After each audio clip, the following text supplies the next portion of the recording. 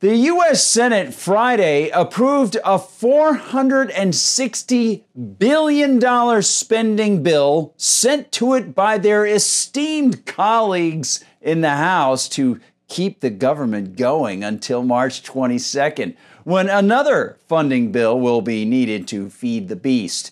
And in so doing, both houses not only offered Americans a dazzling example of pork packing that even most owners of sausage plants would envy, they served up another educational moment in the long history of politicians relying on the Hegelian dialectic of presenting two false choices as their so-called options.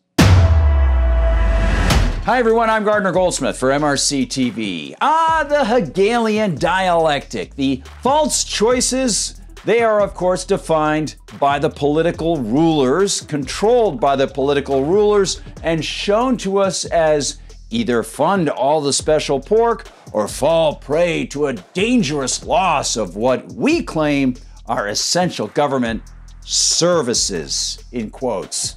Said so-called services on the whole, which are not sanctioned by the U.S. Constitution, are not really services because we're forced to pay for them, and of course, said false services that already are woven into the governmental system by previous generations of politicians using their own Hegelian dialectics to expand the government. But of course, be happy, fellow tax slaves. All is well. A recently sat new House Speaker was involved in this, and so was the high-integrity Senate Majority Leader Mitch McConnell, Republican of Kentucky. So you know the $460 billion spending bill must be completely awesome. What, you're still not convinced?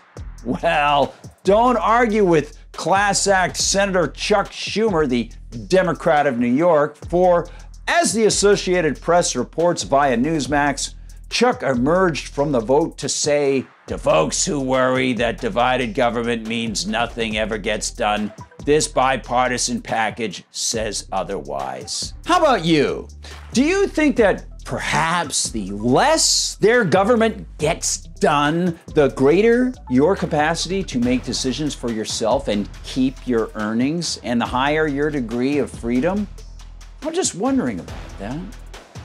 The AP continues, quote, he said the bill's passage would allow for the hiring of more air traffic controllers and rail safety inspectors, give federal firefighters a raise, and boost support for homeless veterans, among other things. Not one of which is cited as an enumerated power in the U.S. Constitution that Schumer, McConnell, Mike Johnson, and the rest of the careening congressional crew swore to uphold. For those searching for more specific information about this form of political grand larceny and payoff, Reason's Eric Bowen has yet to be entirely censored by our glorious government overlords.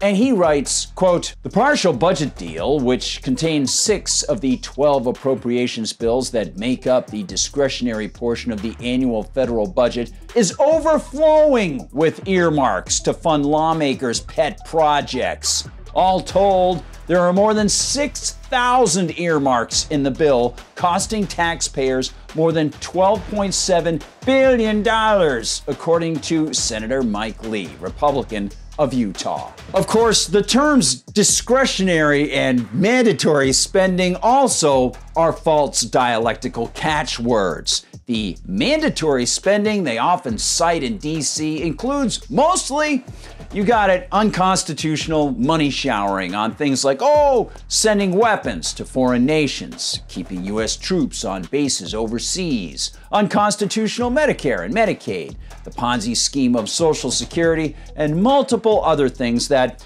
under any strict reading of the so-called rules of the Constitution, would label as oath breakers all the people involved in passing any of it. But that's the next phase we're getting into down the line. And of course, It also will be packed with delicious pork in the form of earmarks that will be included with that package as well, just to add insult and injury to the insult and injury. Writes Bowen, quote, "Many of the earmarks in the package seem like things that would be better funded by local or state taxpayers, who at least might stand to benefit from projects like new sewer systems, new runways, and other upgrades for tiny rural airports, and a plethora of highway projects. Some are truly head-scratching, like Senator Tammy Baldwin's, Democrat of Wisconsin, $1.4 million earmark for a solar energy project in Wisconsin, one of the places in America least well-suited for a solar farm." And just to get granular, as the saying goes, the Heritage Foundation's David Ditch revealed that said new sewer system is for the benefit of Lisa Murkowski's Alaska. $4 million. I'm sure you're pleased that the increased deficit and debt burden placed on generations who will be born into tax slavery, well, that is being expanded in order to help breach the Constitution and provide much needed money to Murkowski's pool of potential voters and their need to flush human waste. Oh, what's that you say? You don't live in Alaska? And you likely will never live in Alaska? Well, have no fear! Thanks to the absolute contempt these fatuous wranglers have for the U.S. Constitution and the even deeper hatred they seem to have for the basic ethical truism that it's wrong to steal money from people, you can live anywhere. You can be considered an honorary resident of any locale that the political class want to fund. Thus, notes Bowen, quote, "Plenty of others make no sense for the public to be funding at all, like a $3.5 million earmark secured by Senator Debbie Stabenow, Democrat of Michigan, for the Parade Company, which runs Detroit's annual Thanksgiving Day Parade. Or the $2.5 million earmark that will help build a new kayaking facility in Franklin, New Hampshire, courtesy of Senator Jeanne Shaheen, Democrat of New Hampshire, as well as a $2.7 million line item to help build a bike park in White Sulphur Springs, West Virginia, a town with a population of less than 2,300 people. And of course, those who follow Congressman Thomas Massie, Republican of Kentucky, who seems like an actually nice guy, if you follow him on X, you know that it wasn't just Democrats in the Senate who were involved in the pork packing. Notes Bowen, quote, "The same could be said for several Republican-based earmarks, too. Senator Lindsey Graham, Republican of South Carolina, has inserted at least 8 earmarks into the bill, forcing federal taxpayers to put up more than $33 million for things most will never use, like a new trail at Coastal Carolina University and an ROTC facility at the University of South Carolina.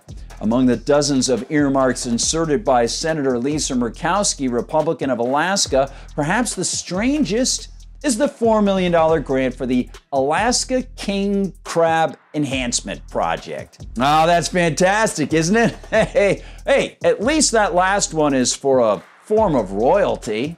Hey, would one be off base to think that these government blowhards imagine themselves as a form of royalty?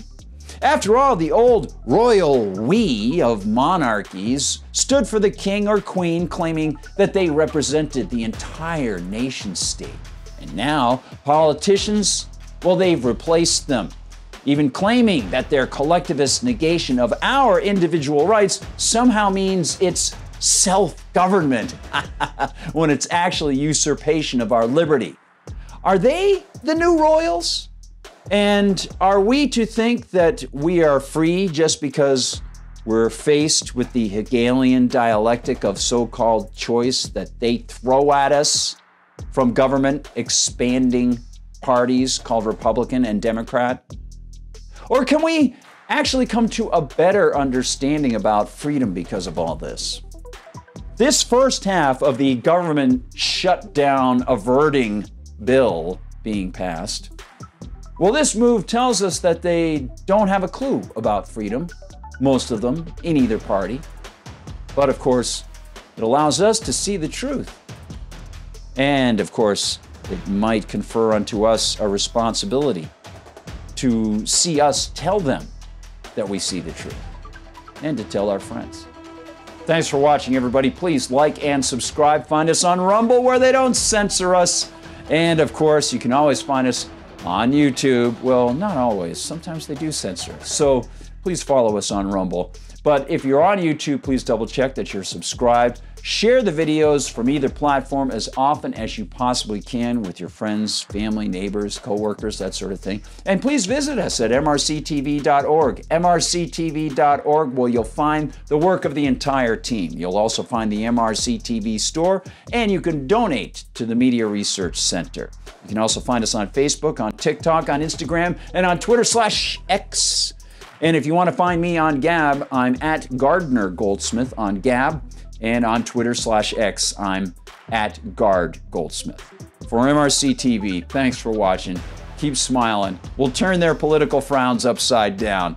I'm Gardner Goldsmith.